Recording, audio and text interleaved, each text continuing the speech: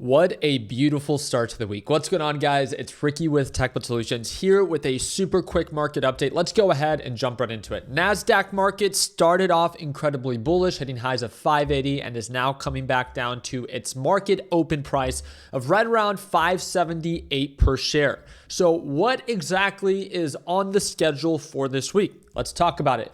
For those that have not seen or do not have an economic calendar, I do want to let you guys know that there's a bunch of free economic calendars available out there, or you can go to techbudsolutions.com and under trading tools, we provide one for you for free that again is best viewed on desktop, not necessarily on mobile. And when you click on this week, you can see that Monday and Tuesday, when it comes down to the series of economic reports, are relatively pretty slow. But this Wednesday is the PPI inflation report. That's the producer price inflation report that is set to be released 1 hour before the market opens, as well as on Thursday, also even more important probably, is the CPI, because the market cares more about what's happening to consumers versus just producers. But the reason that the PPI report might be a little bit more of a focus is because the last PPI report came in significantly higher than what was expected, showing that inflation is actually gapping up or rising much quicker than what the market was expecting. So will this get passed down to the consumer? Because it is to be understood that whatever gets forecasted or reported on the PPI report months after it gets passed down to the consumer, right? So we'll see how this CPI report ends up coming out, but there's one thing that is certain, and that is the Fed rate monitor tool is pretty much signaling almost a 100% probability that the Federal Reserve is going to cut on the next FOMC meeting, which is next week. That is going to be September 17th. Make sure you have it written down on your calendar. And as of right now, a 7.9% probability for a possible 50 basis point rate cut. As of right now, I think there's a 25 basis point rate cut that is currently expected. And now things are looking so bad that they might even do a 50 basis point rate cut, a little bit more aggressive. But I think that once our inflation reports come out, we'll get a little bit of a better understanding of maybe how aggressive or how conservative the Federal Reserve wants to be. The thing that I want you to understand is, well, why does it matter how the inflation reports come out will dictate what the Federal Reserve might do? Remember, the reason that the Federal Reserve is currently inclined or motivated to cut rates is because the labor market is aggressively slowing down, right? That has all been made very clear. But inflation, based off of the last reporting, has shown that it is rising. And when you cut rates, it's inflationary. So by cutting rates, and if you cut rates aggressively, if inflation is already showing that it's rising, by cutting rates, you might exacerbate the entire thing and cause inflation to rise up even quicker, putting us in the same position that we were, unfortunately, at the end of 2021 or the start of 2022 when inflation hit highs of 9.1%. So it's almost like a full circle. Inflation was low, we begin to cut rates, it causes inflation to go up, and if tariffs are shown to be inflationary, that will also only add and fuel this fire. So we'll see how things continue to develop. With that being said, again, the big focus this week as of right now is these inflation reports on both Wednesday and on Thursday.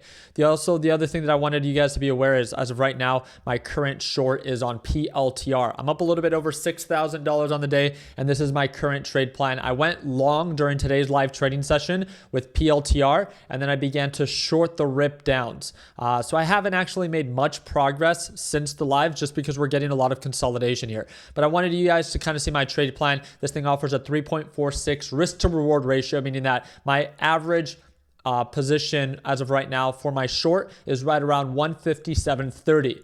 And if it ends up making new highs, I'll cut losses. And my goal is for PLTR to see if it begins to work towards that pre-market support of 153.70 to 154. Remember, a goal is something to work towards, not something that has to play out. If this thing ends up continuing to show signs of a support here, I'll just end up taking profits and then close it out and move on into the next day. I do not have any intention of carrying my short position overnight. This is simply just a day trade, but I wanted you guys to see what my trade plan was and where I currently am for the day. The only other short that I took was a very small one during today's live. I only made $146 and that one was closed out. I missed out on this one because my main focus was PLTR, and I don't normally like to have two trades at any given time or at the same time. My apologies. With that being said, there's some news that ended up being shared, and I thought it was quite interesting, so I thought I'd share it with you guys.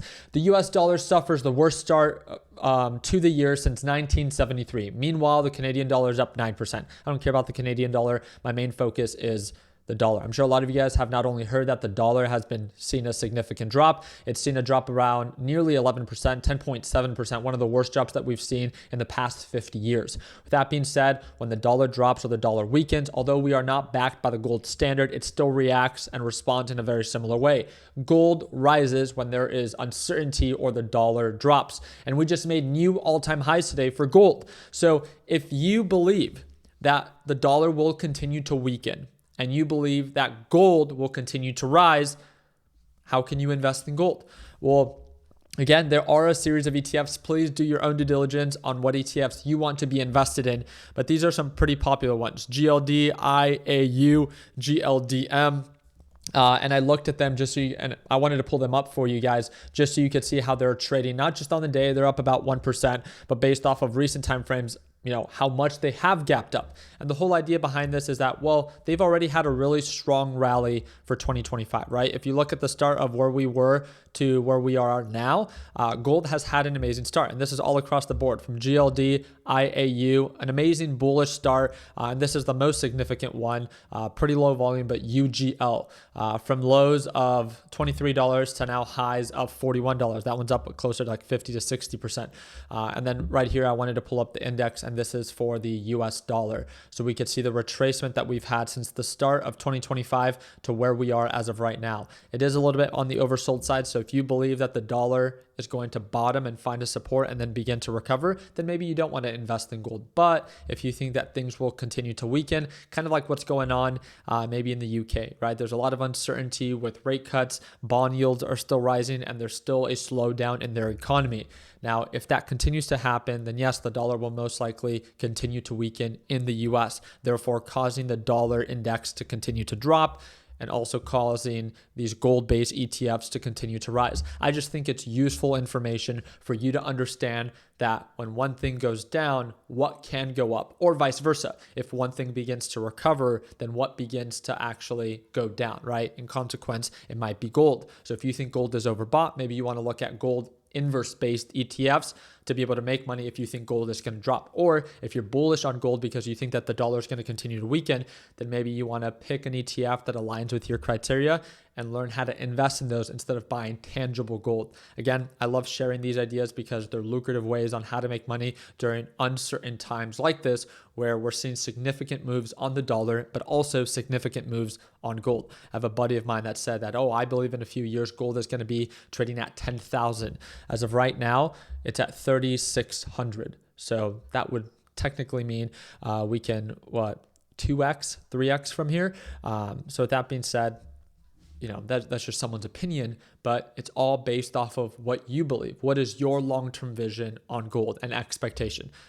This would only encourage you to maybe do a little bit more due diligence on gold, but also the US dollar, to see, based off of what we see happening in the up and coming future, how you can profit from it long term, right? But that means that you have to create a plan of action now to put things into effect to benefit from it a year or 3 years from now, right? So again, very excited to follow up. But again, gold has been very lucrative this year. So we'll see if it continues to be bullish, or if the uncertainty drops from the dollar begins to recover, and maybe gold can begin to retrace as well. So very excited to follow up. I'll make sure that I do my part in keeping you guys up to date when it comes down to my PLTR short. I'm not only going to keep you guys up to date via Instagram, but of course, if you're part of my LPP team, again, you guys get every trade update that I end up taking on the market. So if you want the ability to watch me trade live every morning and also get access to my trade updates, second link in the description down below. You can join LPP for as little as $1.35 a day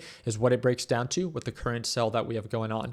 We have people that have signed up in 2018 that still have access to it now, and they literally only paid once. It's a one-time payment for lifetime access, and you get access to all of the updates. If you want to learn more about it, second link in the description down below. So I appreciate your time. Hope and wish you guys an amazing Monday. And like always, let's make sure that we end the year on a green note. Take care, team.